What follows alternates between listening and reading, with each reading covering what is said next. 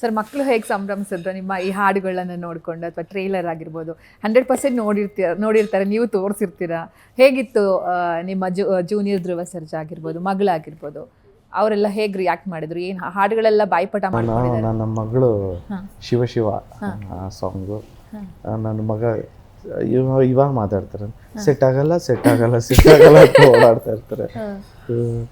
ಇವನು ನಮ್ಮ ರಾಯನ್ ಬಂದು ಅವನು ಅಷ್ಟೇ ಶಿವ ಶಿವ ಸಾಂಗ್ ಇಷ್ಟ.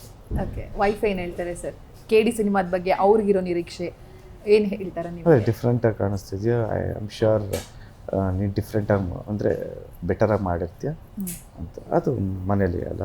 ನಮ್ಮ ಧ್ರುವ ಸರ್ ಹಿಂದೆಗೆ ಸಮಸ್ಯೆಗಳು ಒಂದಲ್ಲ ಒಂದು ರೀತಿ ಕಾಡ್ತಾ ಇರುತ್ತೆ ಸಿನಿಮಾಗಳು ಬಂದಾಗ, ಅಥವಾ ಏನೋ ಒಂದು ಕೆಟ್ಟ ಕಣ್ಣು ಇದ್ದಂಗೆ. ಈಗ ಈ ಸಿನಿಮಾಗೂ ಸಾಕಷ್ಟು ಅಡೆತಡೆಗಳು ಬಂತು, ಟೈಮ್ ತಗೊಳ್ತು, ಒಂದಷ್ಟು ಏನೋ ಸಮಸ್ಯೆಗಳು ಎದುರಾಗ್ತಾನೆ ಇರುತ್ತೆ. ಯಾಕೆ ಹಿಂಗೆ ಅಂತ ದೃಷ್ಟಿ ಜಾಸ್ತಿ ಆಗಿದೆಯಾ ಹೇಗೆ ನಿಮಗೆ ಅಂತ? ಏನಿಲ್ಲ ಅವರು ಸರಿ ಹೋಗುತ್ತೆ ಅನ್ಸಿದ್ಯಾ? ಯಾಕೆ ಹಿಂಗಾಗುತ್ತೆ ಅಂತ ಹೇಳಿ ಅನ್ಸಿದ್ಯಾ ನಿಮಗೆ?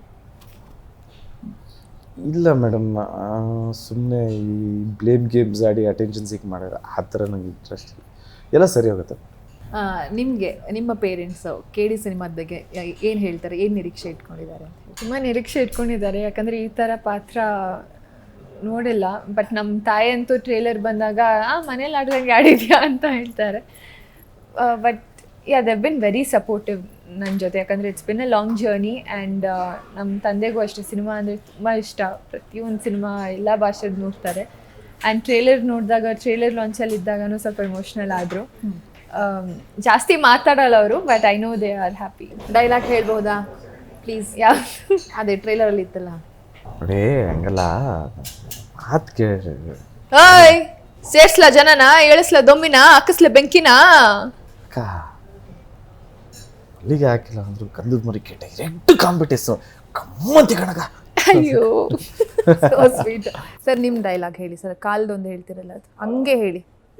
ಕಾಲು ಒಂದು ಡೈಲಾಗ್ ಇದಿಲ್ಲ ಇದರಲ್ಲಿ ಟ್ರೇಲರಲ್ಲಿ.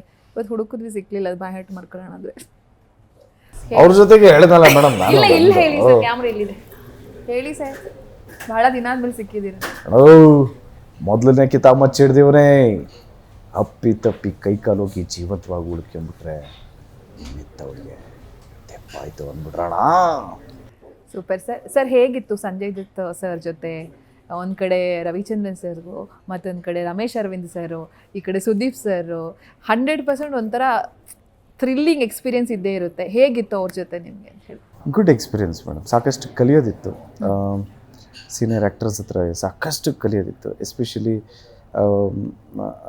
ಅಂದರೆ ಇಷ್ಟು ಸಕ್ಸಸ್ ನೋಡಿದ್ರೂ, ಇಷ್ಟು ಸಕ್ಸಸ್ಸು ಅಪ್ ಆ್ಯಂಡ್ ಡೌನ್ಸ್ ನೋಡಿದ್ರೂ